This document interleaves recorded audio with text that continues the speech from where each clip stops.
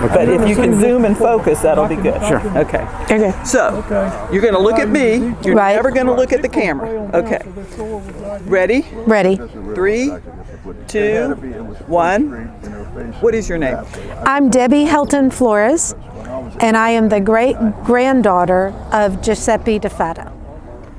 And what's this necklace that you're wearing? This necklace was a gift from my great-grandmother to my grandmother when she was engaged to Nicholas Fatta, his son, Giuseppe's son, that was killed in Tallulah when he was about 3-4 years old.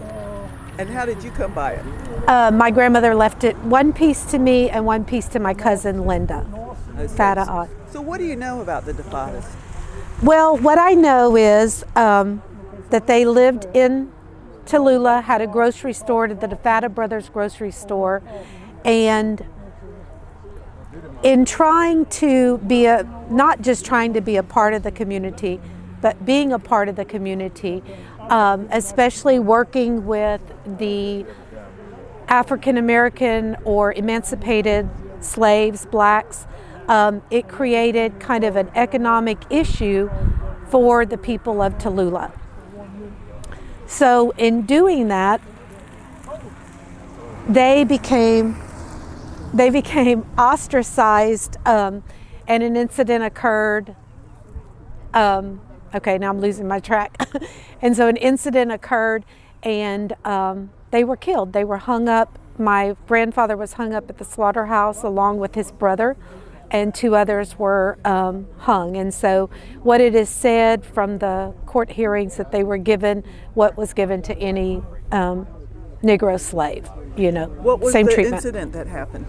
The incident it happened kind of, it's funny, over a goat. They were in a grocery store, first of all. They had a grocery store. And now I don't know if this is fictional, but one book that was written stated that while they were in the grocery store, there was a black girl who came in, or a woman, to buy some groceries. He was filling the order, and a white individual of the town came in and said, "I need my grocery order filled." And he said, "As soon as I finish with her, I'll be with you," basically. And that created a huge problem, that you're filling a black person's grocery order before you fill ours. And so talk began to happen. They had a couple of pet goats that would go onto the doctor's porch at night, irritating him. And he ended up shooting a goat. It created a problem. They came to shoot one of the brothers, and in turn, he was taking up for his brother, shot at him, did a surface wound to the coroner, Dr. Hodges, from what I'm understanding. And from there, the word spread that they had killed Dr. Hodges.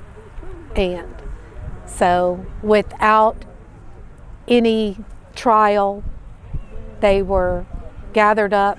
It is said that the sheriff tried to hide them in the prison because they were members of the community. They were good citizens of the community. They were not derelicts or deplorables like was stated, but they were economically valuable to the community. But this kind of thing, helping the emancipated blacks, created a problem. What does it mean to you today to have this dedication?